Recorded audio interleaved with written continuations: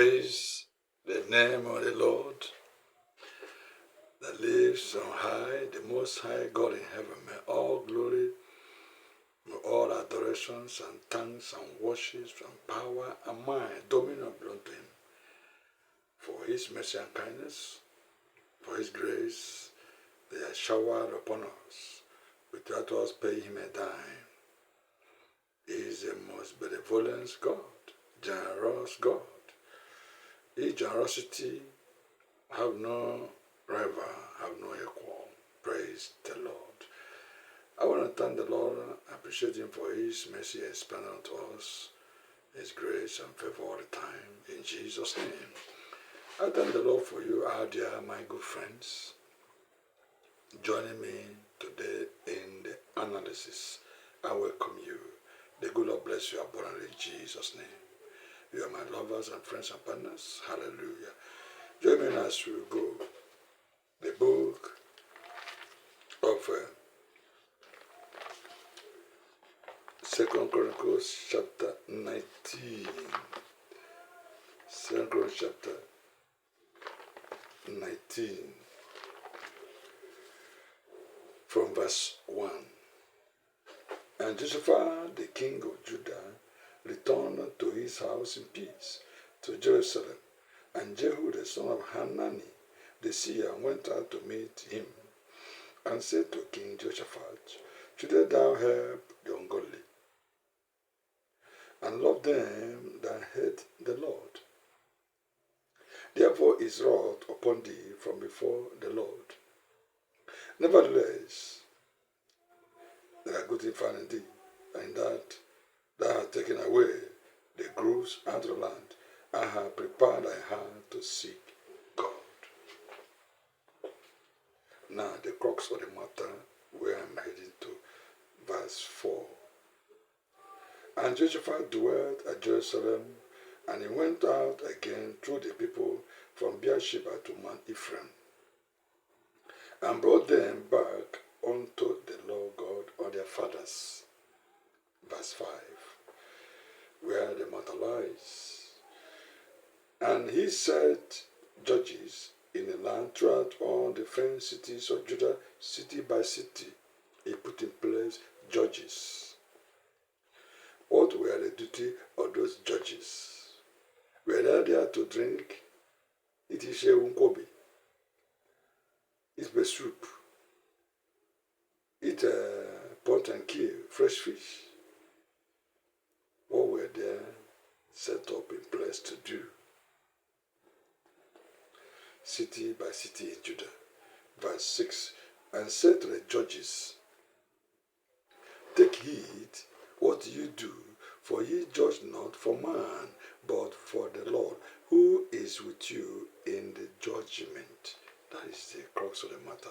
That's where the matter lies. That's where I'm heading to. I am now addressing all of you that are judges. Whichever creed you belong, whatever criteria you stand, you are not judging for man. You are judging for God. Whether you are a political appointee, whether you are a professional judge, whatever position you occupy in that judgment seat as a judge, whatever thing you do as a judge, you are not judging for man. You are judging for God. God is the ultimate judge.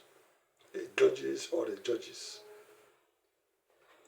If you judge like the judge that judged nnakwe case, bringing to judgment against nnakwe without the witnesses and the matters that were not raised originally as a witness and presented in the law court, and use it to judge the man because you judge out of hatred, you judge out of wickedness, you judge because somebody have lobbied you or given you a tip or influenced you. Listen, you are judging for God. The judges will also face the supreme judge, the all-time judge, the everlasting judge, who judges the living and the dead. They judge the living and the dead. be stand before God. If you judge judgment that hurts somebody, harms somebody, that destroys somebody, ruins somebody, you will face your own judgment one day before this God. The book of Acts of Apostles 23, I'll read verse 1. And Paul, earnestly beholding the council, said, Men and brethren, I have lived in all good conscience before God until this day. And the high priest, Ananias, commanded them that stood by him to smite him on the mouth. Verse 3. Then said Paul unto him, God shall smite thee, thou whited wall, for sittest thou to judge me after the law. You are judging me after the law, and commandest me to be smitten contrary to the law. Take notice of that. You are seated in the seat of judgment, judging me according to the law. Yet you commanded me to be smitten contrary to the law. So how do you reconcile this case? You are a judge at a judge's seat, and you command someone to be smitten contrary to the law. God will judge all the living and dead. God is the ultimate judge. If you are in the seat of a judgment, execute judgment with fairness, with godly mind. Because the Bible says, where there is no law, there is no offense. Don't engage in a travesty of justice, as it was being against nnakwe, whether he broadcasted for the good of his people. It's not a crime. What he demanded, what he requested is constitutional self-determination for his people because of the injustice made against him and against his people. He said, I'm not, that I will need restoration of Biafra. It's not verbatim. It's not without political solutions or democratic solutions. He said, let there be UN-supervised referendum. If the yes Biafra wins, so be it. If no Biafra wins, so be it. So what is terrorism about that? What is wickedness about that? Somebody said, let us subject this in to democratic process. Yet some people are calling him names around that. Well, I want you to know this before I round up this one. He said, Elohim sent me. As if now we don't do this. Till tomorrow, Elohim sent him. Come and concern.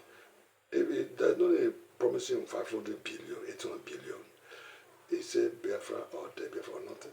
Because Elohim said to him, if you do not go, I will destroy you, I kill you, I make you mad. That's why he used to say, Biafra or dead, Biafra or nothing. You cannot influence him, cannot bot him over, because they have an auction from heaven. Earlier, the Nigerian government and Nigerian people, this geographical experience called Nigeria, they earlier understand it better. So, well, you have done your own judgment. God's own judgment is coming. You are not judging for man, you judge for God. Praise the Lord. I want you to join me next time. God bless you.